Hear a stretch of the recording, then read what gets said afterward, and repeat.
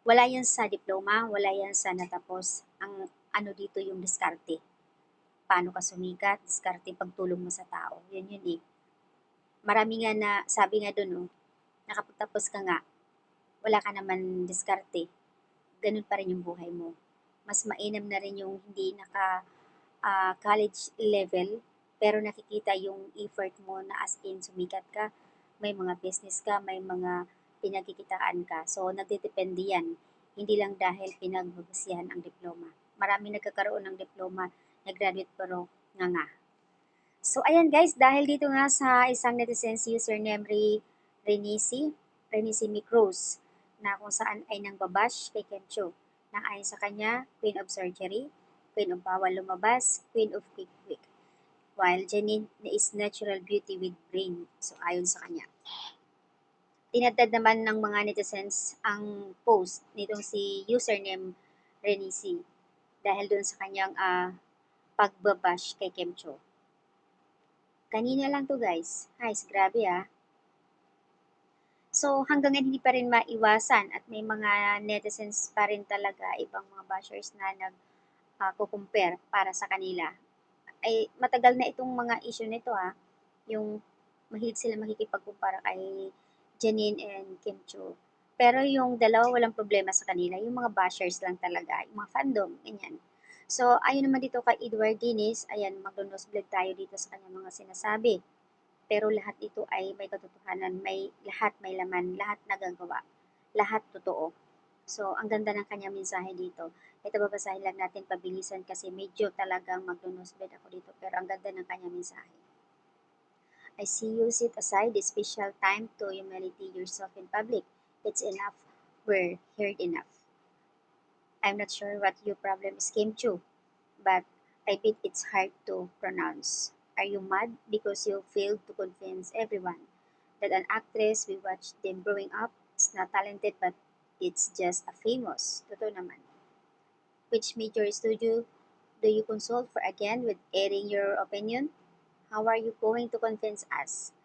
The actress we watch in Chances, the two of us, her mother, daughter, and no greater love them growing up. It's not talented. Can you tell us what Janine had in store for us when growing up again? Wow, you should really take that critical eye you have to Hollywood.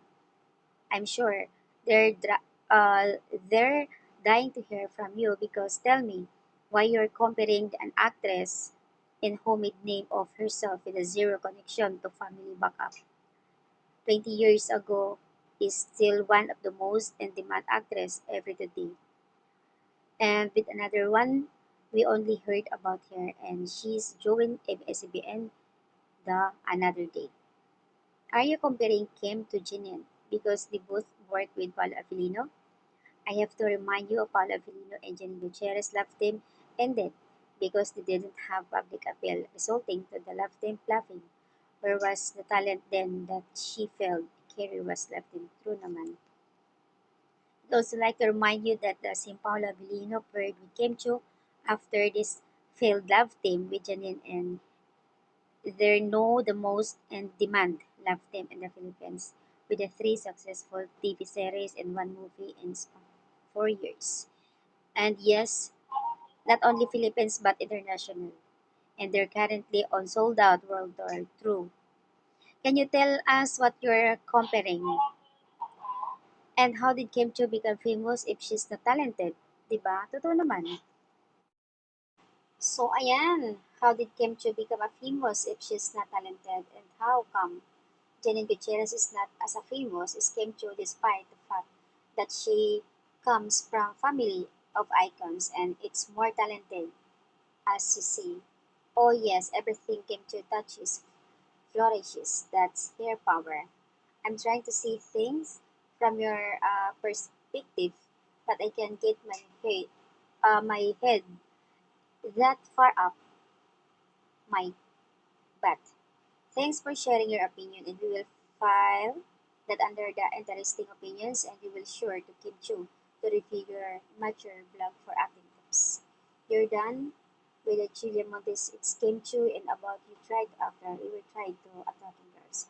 So, ayan guys, ang update dito. Thanks for sharing. Nakakaloka ha, pero totoo naman lahat ng sinasabi ni Sir dito. Alam niyo po lahat ng sinasabi dito ni Sir Dennis Edward, totoo naman. Ay, kahit na sabihin mong, siguro nga, familiar sa kanya or kilala niya ang mga artista, kaya ganun. Kumbaga, kung pagbabasyan lahat-lahat, hindi dahil lang sa pagiging famous, magaling, talagang andoon tayo kay Kim Cho, sobra. Hindi lang dahil matalino, mabait, matulungin. So, I agree to that opinion. There is no basis for comparison. Kim Cho is Kim Cho, and she has proven for 20 years that she is a versatile actress and loved by millions. And not only here in the Philippines, ha, but in other countries as well. Janine has just joined showbiz in a few years back in her pairing with Paul Avellino.